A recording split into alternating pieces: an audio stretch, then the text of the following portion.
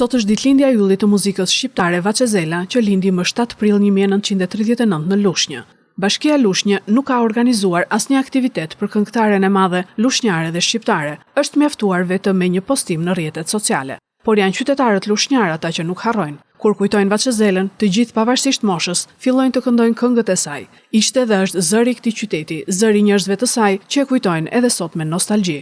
Ikona e skenës shqiptare filloi karrierën në moshë të re me meloditë e para që i këndoi në shtëpinë e saj në qendër të Lushnjës.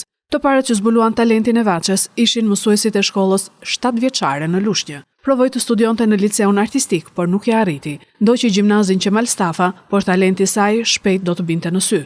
U emërua fillimisht këngëtare në estradën e ushtrisë, më pas në atë të shtetit dhe së fundi në ansamblin e këngëve dhe vallëve popullore. Në vitin 1962 ishte e para që fitoi festivalin e këngës.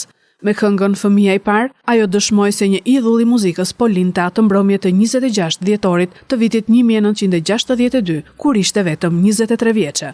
Repertori i saj është shumë i pasur, numërohen me 10 këngë popullore, të lehta, kantata, balada e të tjerë. Ajo ka një kontribut të rëndësishëm dhe në muzikën e filmit, ku ka interpretuar shumë këngë si pjesë e muzikës së filmave. Fituese 12 herë e festivalit, Vaçja fitoi famë gjatë epokës komuniste dhe ju dha titulli artisti merituar në vitin 1973 dhe artisti popullit në vitin 1977.